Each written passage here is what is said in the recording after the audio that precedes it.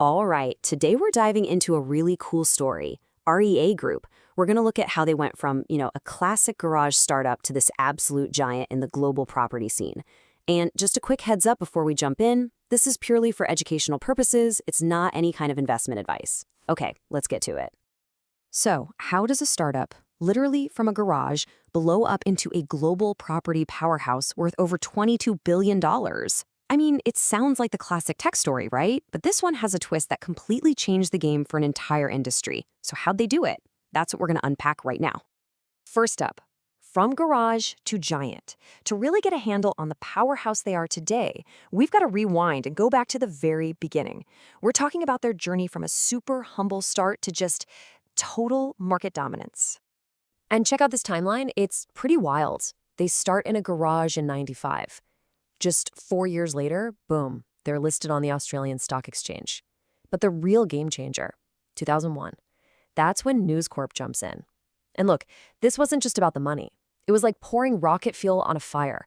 It launched them into this insane period of growth that, honestly, is still going on. Okay, let's talk about their business model. So, what's the engine that's been driving all this crazy growth? Let's peel back the layers and look at the secret sauce to their success, because it's actually a really smart and super powerful business model. The whole thing is built on one core idea, the network effect. It sounds kind of technical, but it's actually super simple and incredibly powerful. Think about it. The more property listings a site has, the more buyers it attracts, right? And the more buyers you have looking around, the more sellers and agents want to list their properties there. It creates this flywheel, this self-reinforcing cycle that just gets stronger and stronger, making them almost impossible to compete with. And the numbers? Oh yeah, they absolutely back this up. Get this, nearly 12 million people visit their main site in Australia every single month. That's just a huge number of eyeballs, and it's the first piece of evidence for how powerful this network really is. But wait, it gets even better. Out of that massive crowd, 6.1 million of them are exclusive users. That means they only went to realestate.com.au. They didn't even check out the competition. This is huge. It shows you it's not just about the size of their audience, it's about how loyal and locked in that audience is. And to top it all off, look at this number, 130.7 million. That's the average number of visits a month. So people aren't just popping in once and leaving. No way. They're coming back over and over again. And that's the key takeaway here, right? This massive, super loyal, and incredibly engaged audience, that is the absolute bedrock of their whole business. And they've been incredibly smart about using that audience. They didn't just stop at one website. They've built this whole ecosystem of brands around it. You've got your standard residential stuff, sure, but also commercial property, share houses with flatmates.com.au, even financial services and property data. They've basically covered every single step of the property journey. All right, new section, performance by the numbers. So you'd think with a business model that dominant, the financial results would be just incredible, right?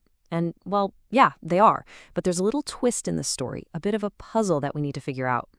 Okay, so let's start with the good stuff. If you look at their latest financial highlights, the numbers look great. Core revenue's up 5%, net profit up 9%, and the dividend for shareholders jumped up 13%. I mean, by any measure, this looks like a really healthy, growing company. But then this happened, a drop of 8.43%. And this was on the same day they announced all those great results. So what gives? Why on earth would the market punish a company for putting out what looks like really solid news? Well, here's the answer to that puzzle. It all boiled down to one thing, expectations. See, the market had predicted even stronger results. The actual earnings per share came in just a tiny bit short of what analysts had forecasted. We're talking cents here.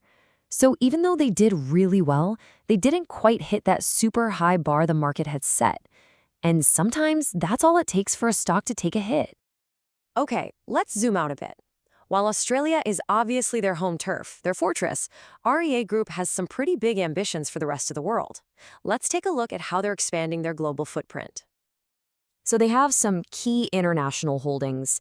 In India, for example, they're kind of refocusing their strategy around their main brand there, housing.com. Over in the US, they have a big 20% stake in Move Inc. That's the company that runs the huge Realtor.com website.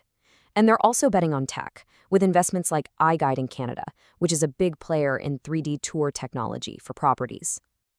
So what's next? What's the next chapter for REA Group? Well, they're betting big on AI. For them, the future is pretty much all about artificial intelligence.